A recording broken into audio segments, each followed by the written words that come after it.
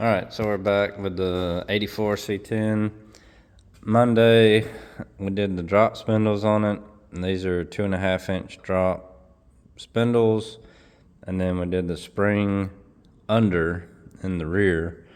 So it dropped the back quite a bit, and I wasn't expecting it to be quite that low. I don't even know if it's all the way down on the rack, but it's pretty low. I don't know if what the front's gonna do with the engine and trans end.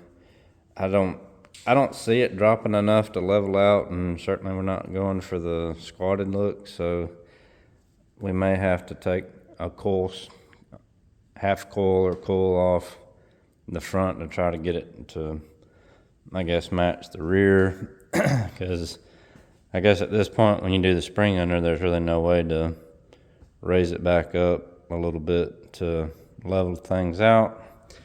There's the Speed Engineering headers, I believe they are. Somebody asked on the last video what they were.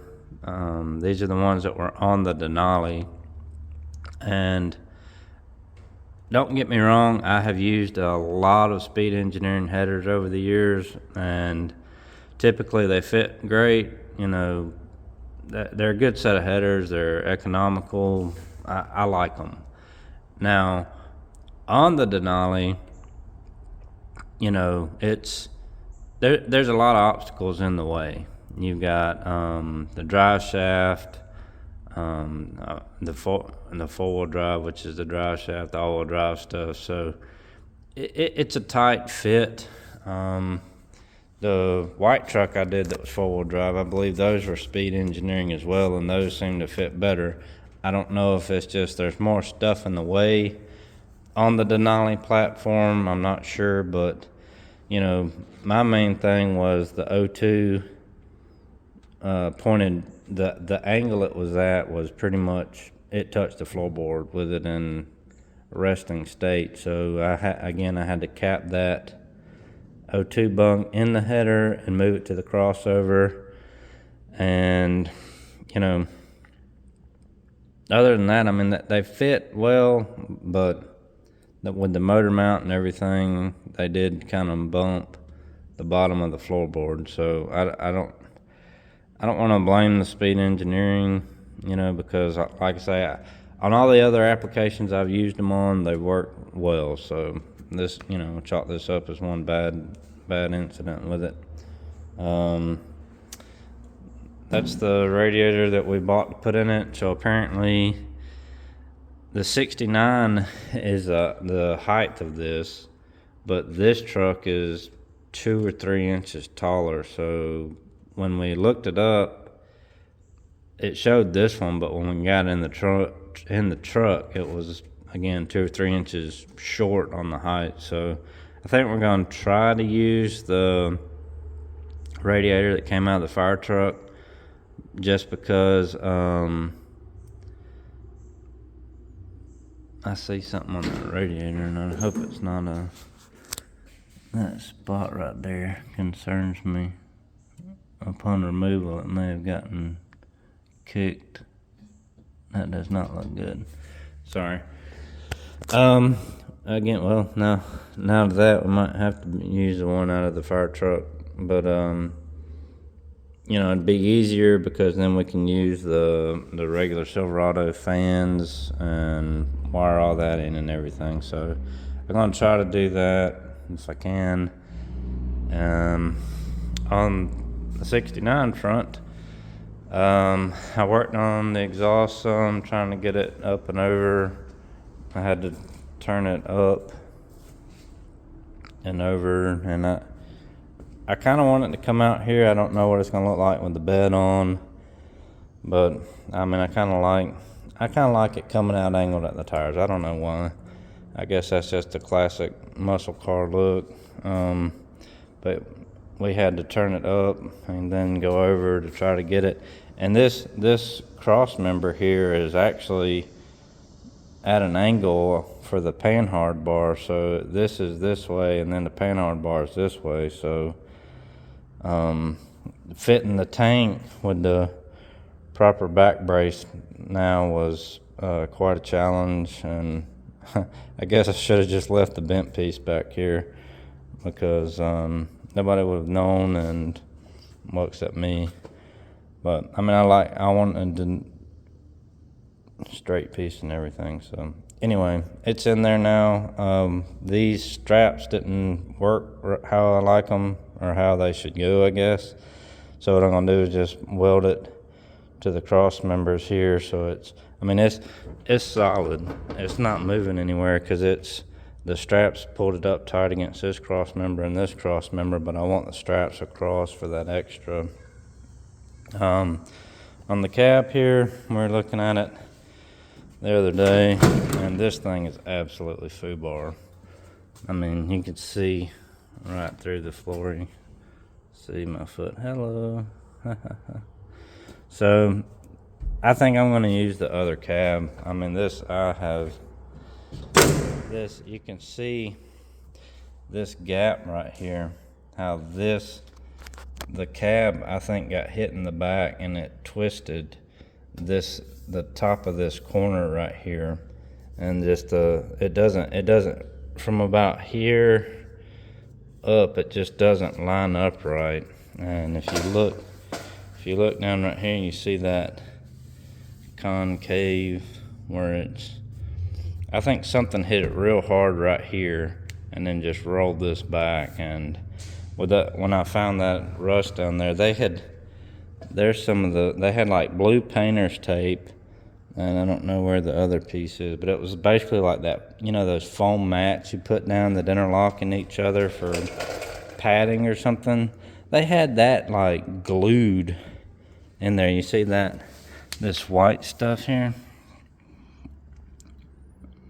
caulk or something. They had that in there, and then they had the blue painter's tape, and then you can see where they painted it black on top, so underneath you could see the blue. I mean, pretty deceptive, but anyway, it is what it is.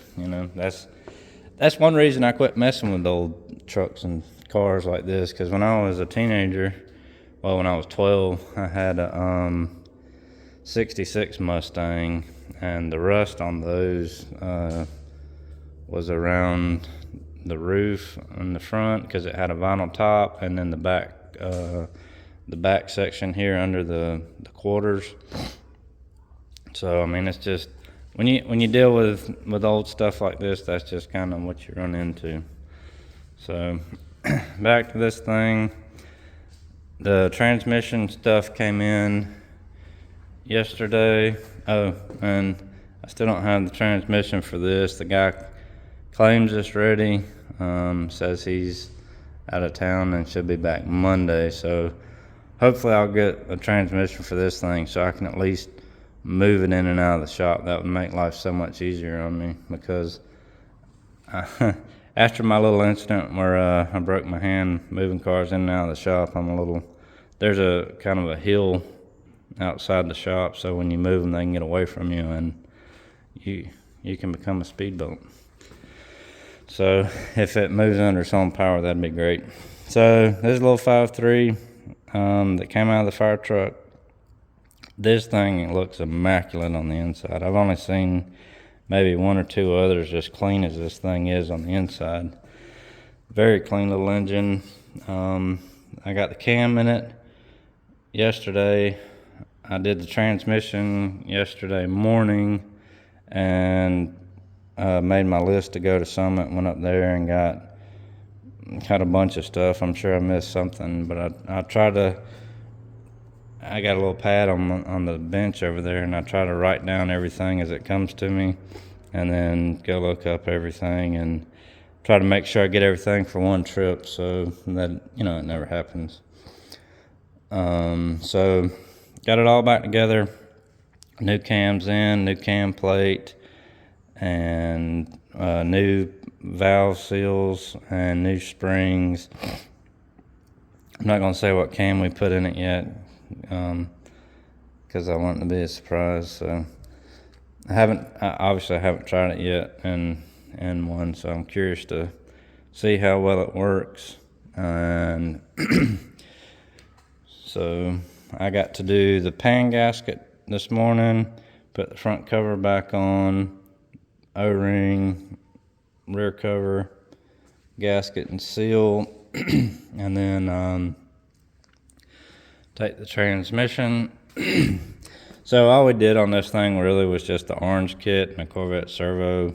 I've had good luck with that in the past. Hopefully it's in good working condition. I just drove it around the yard in low gear because that's all I could get with the shifter cable the way it was in that fire truck. So put a little disclaimer there for the transmission. So just a joke, obviously. So I'm curious to see how it does. Hopefully it does well. Put a new filter in it and all that good stuff. Fluid, look like your typical 4L60 would. I don't know. I'm pretty sure the paint had been off of it before, I think, because I'm pretty sure they have a different pan gasket than what was on it. But he didn't want to go too far with it or whatever. Just wanted to do the stuff we normally do to one, and without being able to drive it, that's my big thing, is if we could have at least driven it some and made sure it shifted okay before we pulled it. But there really wasn't a way to do that in a burned up truck. So then we got a 2700 stall converter for this, which should complement the cam very well.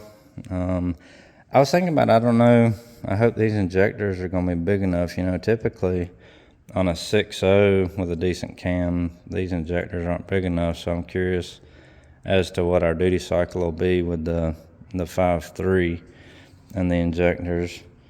But yeah, the big thing I noticed on this when I saw it was it had a Wix filter, so I was very impressed by that. Not many people run Wix filters. We got our little ICT oil cooler block off plate going on here, and I think you can change this fitting here on the back of the pump and be able to use the truck's hoses. So I'm hoping that'll work. Hopefully I remember to take the broke bolts out before I put it in the truck. I've done that before. Get ahead of myself and forget to take the broken bolts out of the heads. The fuel system, these lines, it has 3 lines that come up in the frame rail here, do all these awesome bends, and then do a complete 180 right here and go back to the mechanical pump. So down here by the transmission, I'm not sure what happened. I know this truck had a transmission in it, but the 2 or 3 of the lines, the main feed line being one of them, is just almost completely crushed shut. So I don't know how that happened, but I don't know how it ran, because as pinched closed as it is, I don't see how it was able to get fuel to it. But anyway, I'll want to work on the fuel system, try to get that done after I get the engine buttoned up. The engine mounts are shipped. I don't know when they'll be here. I don't know if you can see there you go. You can see the cross member we got off Amazon. I think it was $80 or something, and it actually looks pretty nice. It's nicer than the one I used in the 69, because it didn't have the humps up as high as these are, and it didn't have the mounting pads as wide for the frame. So I was impressed for it. You read the reviews, and sometimes you get shy away from it because people will write whatever, something upsets them, and then it's just the worst product ever. So there's really no telling, going off reviews, if it's a legitimate review or somebody just doesn't know what they're doing. Per example, on the transmission, I was trying to order the filter just to get everything coming, and on a 4L60 there's a deep and a shallow pan, and the cars typically came with the shallow pan and the truck's got the deep pan. Well, you would look down at the comments, because I was trying to figure out if it was deep or shallow, And they're like, this doesn't even fit a 4L60, and my pan wouldn't go on. And it's like, well, you obviously had a shallow pan, and this is a deep filter, so obviously it's not going to fit. That's your fault because you got the wrong one. So, but it could also be the manufacturer's fault or the seller's fault, I guess, for not providing that information. But you know, if they'd have known the year, make, model, and color of the vehicle, they probably could have gotten the right filter for their transmission.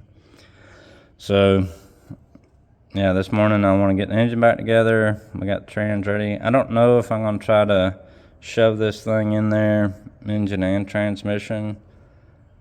It looks like it might go. I mean, the hood's pretty high up there, so maybe there's enough room I can swing it all in there. You know, sometime. Oh, it looks like they did, and if I had to guess, that's a balancer. That's a balancer mark, because I've done that before. So, but what I'm gonna do is I'm gonna keep I'm probably gonna take the accessory drive off and just put the front cover on and leave the water pump and the balancer off. That's usually what I do when I'm removing them, because it gives you that much more room. That balancer takes up a lot of room, so I usually take the balancer and the water pump off in the truck, so I have enough room to get it out of the hole. So that's what I'm going to do, trying to go back in. And then I got to clean up the wiring harness, do the fuel system, you know, all the nickel and dime stuff that adds up quick. So, but we're rolling along with it. I think it's coming along good. Like I say, we got transmission ready to go, and then we got the engine. You know, got to change a couple gaskets on it, and then it'll be ready to go. And, you know, my main thing is I want to get it in the truck, get everything test fitted, make sure these headers are going to work, and, you know, try to start getting everything laid out how I want it. And then hopefully, you know, hopefully the drive shaft and all that stuff plays nice, and we can get it in one swing. So that'd be good if we can get everything in together, test fitted, and then I don't know if I mentioned it, but on the AC here, I think this one had the pancake style compressor, and ICT sells the bracket and all that fits that compressor up on the passenger side top. So that'd be nice, so we could reuse his connections and hoses and everything if we can. That'd be ideal. And then, you know, that'd be pretty easy to get AC back going on the truck. So, but anyway, that's it for now. I'll get started on this and hopefully get an update video soon.